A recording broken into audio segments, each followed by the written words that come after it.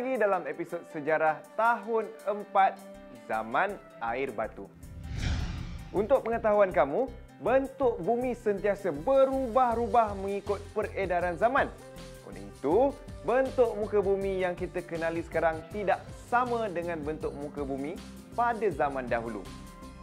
Ini disebabkan oleh perubahan cuaca yang sentiasa mempengaruhi bentuk muka bumi. Perubahan ini juga turut menyebabkan berlakunya perpisahan antara benua yang menghasilkan selat, teluk dan pulau. Semua ini berlaku pada satu zaman yang digelar zaman air batu. Dalam episod kali ini, kita akan mengkaji ciri-ciri dan kesan zaman air batu. Di penghujung episod ini, kamu semua akan mampu menyatakan maksud zaman air batu, mengenal pasti perubahan yang berlaku pada zaman air batu, menamakan benua dan lautan di dunia selepas pencairan air batu, menerangkan kewujudan kepulauan Melayu selepas zaman air batu, menyatakan keperluan menghargai alam sekitar, dan menyatakan sikap yang perlu diamalkan dalam menjaga alam sekitar. Bagi memperkukuhkan kefahaman kamu mengenai topik yang kita akan pelajari pada hari ini, saya telah menyediakan beberapa lembaran kerja yang boleh kamu gunakan bagi membuat latihan dan mencatat nota. Jadi, apa kita tunggu lagi? Ayo, kita mulakan aktiviti kita. Zaman air batu bermaksud zaman ketika air batu melitupi permukaan bumi. Ia berlaku kira-kira 2.6 juta hingga 3.5 juta tahun dahulu. Pada waktu itu, manusia pun belum wujud lagi.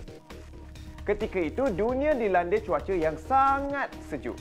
Oleh kerana cuaca dunia yang terlalu sejuk, air sungai dan lautan menjadi beku.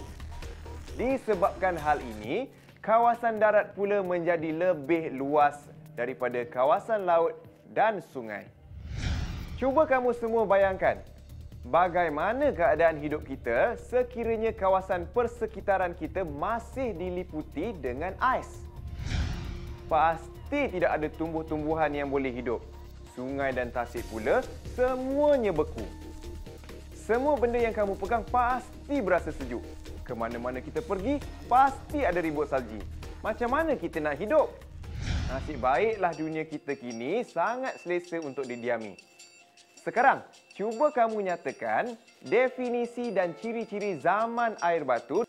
Cuba, jangan tak cuba tau. Setelah beberapa lama, suhu bumi kembali meningkat dan air batu mula menjadi cair. Ini telah menyebabkan berlakunya perubahan terhadap rupa bentuk bumi.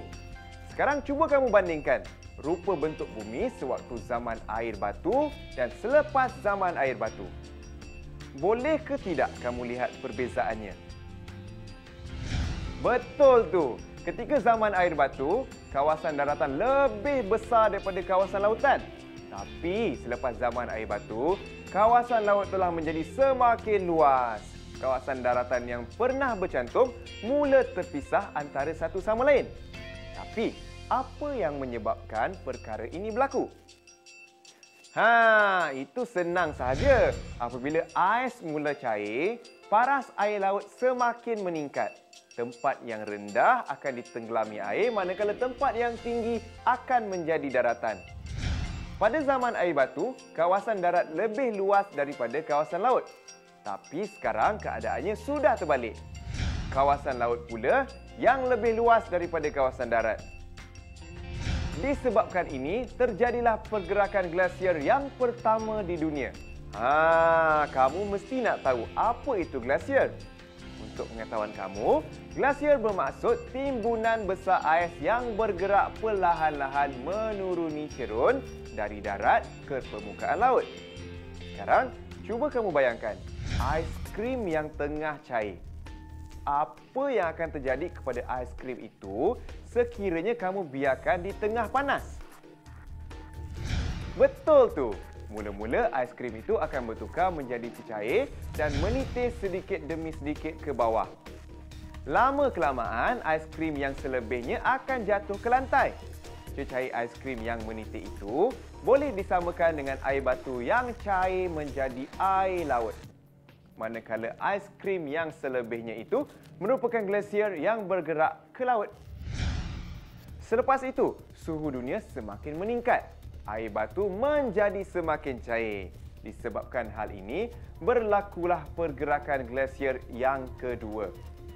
Akibat kejadian itu, maka terbentuklah 7 benua dan 7 lautan yang kita kenal sekarang. Sekarang, mari kita uji kefahaman kamu. Cuba kamu nyatakan kejadian-kejadian yang telah berlaku ketika zaman air batu. Selamat mencuba. Sebelum kita belajar tentang benua dan lautan, kita perlulah mengetahui maksud kedua-dua perkataan tersebut. Benua adalah kawasan tanah daratan yang sangat luas di atas muka bumi. Setiap benua mempunyai lebih daripada satu negara. Lautan pula adalah kawasan laut yang luas atau himpunan air masin yang meliputi permukaan bumi. Pada kebiasaannya, lautan akan dibatasi oleh benua ataupun kepulauan yang besar. Sekarang, mari kita belajar nama-nama benua yang wujud di muka bumi. Terdapat 7 benua yang berlainan, iaitu benua Amerika Utara, benua Amerika Selatan, benua Eropah, benua Afrika, benua Asia, benua Oseania yang merangkumi Australia, New Zealand dan pulau-pulau di sekitarnya, dan akhir sekali benua Antartika yang masih diliputi air batu. Sekarang, mari kita belajar nama-nama lautan yang wujud di muka bumi. Terdapat 7 lautan yang berlainan, iaitu Lautan Pasifik Utara, Lautan Pasifik Selatan, Lautan Atlantik Utara, Lautan Atlantik Selatan, Lautan Hindi, Lautan Arktik dan Lautan Antartika. Sekarang saya ada soalan untuk kamu.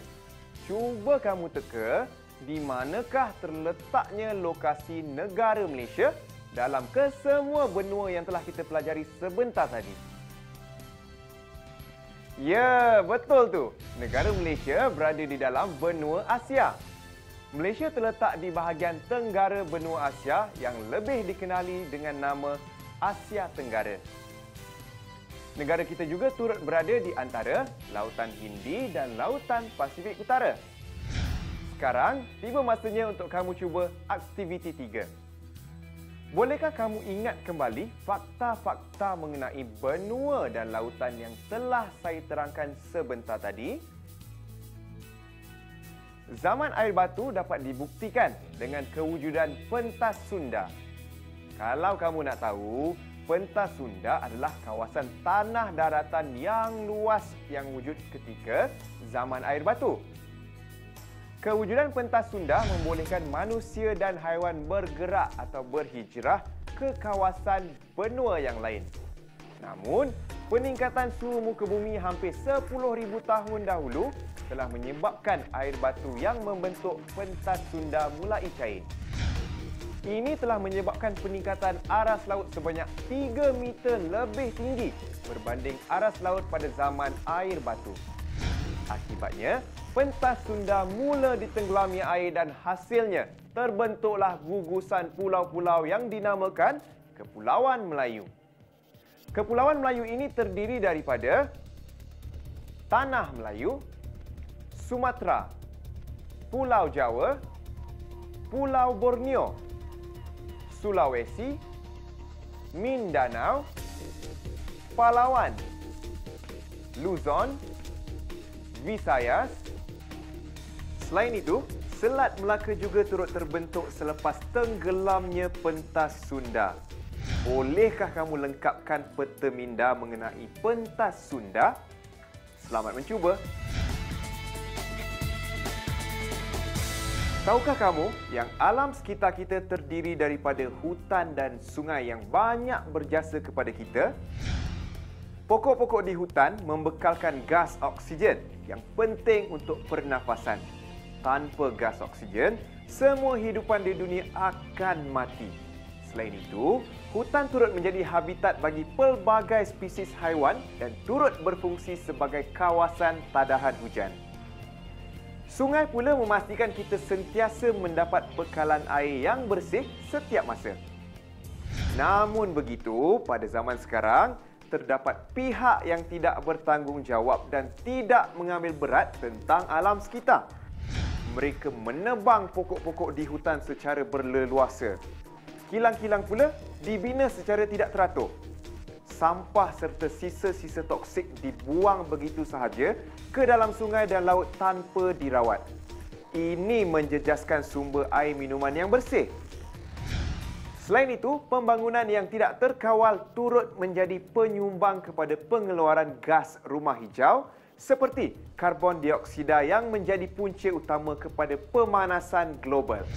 Gas rumah hijau yang dihasilkan oleh industri-industri berat menghakis lapisan ozon yang melindungi bumi daripada sinar UV.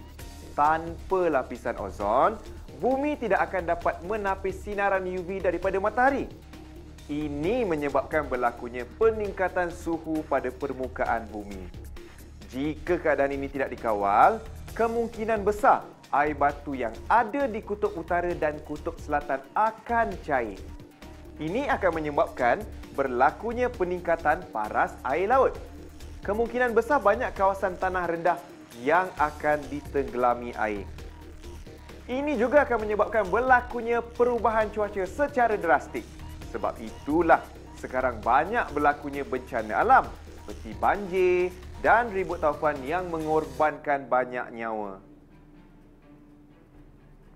Pada masa yang sama, peningkatan paras laut akan mengurangkan jumlah kawasan daratan yang boleh kita diami. Cuba kamu bayangkan apa yang akan terjadi dalam masa beberapa tahun lagi sekiranya bekalan gas oksigen dan air bersih semakin berkurangan. Pada masa yang sama, jumlah manusia di bumi semakin meningkat. Ini akan menimbulkan pelbagai masalah. Dengan sumber yang semakin terhad, bolehkah kita mendapat bekalan udara dan air yang bersih dan bebas daripada penyakit? Bukan kita sahaja yang menerima impaknya, malah tumbuhan dan haiwan juga akan turut terjejas. Jika kesemua spesies flora dan fauna pupus, ini akan menjejaskan kestabilan ekosistem alam semula jadi. Dunia akan menjadi sebuah tanah yang gersang dan tidak subur. Untuk memastikan alam sekitar kita terpelihara, kita mestilah memastikan alam semula jadi kita bebas daripada sebarang pencemaran dan kemusnahan. Terdapat beberapa langkah yang boleh kita ambil untuk memelihara alam sekitar. Pertama, dengan mengitar semula sampah sarap. Seperti yang kita ketahui, kebanyakan bahan mentah diperoleh daripada sumber hutan. Misalnya, kertas diperbuat daripada pokok, manakala tayar-tayar kenderaan diperbuat daripada getah. Dengan mengitar semula, kita akan dapat mengurangkan penggunaan bahan mentah dalam kehidupan harian kita. Ini akan melindungi habitat haiwan-haiwan liar daripada dilanda kemusnahan. Kedua, kita juga boleh menanam semula pokok bagi memelihara alam sekitar. Kalau kamu hendak tahu, pokok-pokok yang kita tanam akan menyedut gas karbon dioksida ketika proses fotosintesis dan menukarkannya kepada gas oksigen yang kita perlukan untuk bernafas. Dengan menanam semula pokok, kita akan dapat mengurangkan jumlah gas karbon dioksida di dalam atmosfera bumi yang menjadi antara punca utama bagi pemanasan global. Ketiga, kita tidak boleh membuang sampah atau sisa toksik ke dalam sumber bekalan air kita. Ini kerana bekalan air yang tercemar akan menyebabkan pelbagai penyakit yang boleh memberi kesan buruk terhadap kesihatan manusia. Sebagai contoh, penyakit taun dan cirit-birit.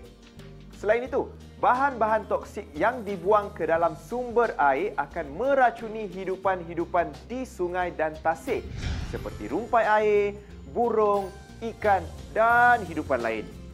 Ini akan menyebabkan berlakunya kepupusan haiwan liar. Bagi memastikan alam sekitar terpelihara, kita haruslah mencontohi langkah-langkah yang telah kita pelajari sebentar tadi. Sebenarnya, banyak lagi cara untuk memelihara alam sekitar. Pada pendapat kamu, apakah langkah-langkah yang boleh diambil bagi memelihara alam sekitar? Kita telah pelajari bagaimana perubahan cuaca dan pencemaran boleh memberi kesan ke atas bumi yang kita diami. Oleh itu, kita mestilah menjaga alam kita bagi mengelakkan berlakunya perubahan cuaca dan bencana alam yang boleh mempengaruhi kehidupan kita. Dengan ini, dapatlah kita mewariskan bumi yang indah bagi generasi yang akan datang. Marilah kita imbas kembali perkara yang telah kita pelajari. Menyatakan maksud zaman air batu, mengenal pasti perubahan yang berlaku pada zaman air batu, menamakan benua dan lautan di dunia selepas pencairan air batu, menerangkan kewujudan kepulauan Melayu selepas zaman air batu, menyatakan keperluan menghargai alam sekitar, dan menyatakan sikap yang perlu diamalkan dalam menjaga alam sekitar. Jangan lupa siapkan lembaran kerja yang telah disediakan. Kalau tak cuba nanti, tak pandai tau. Jumpa lagi.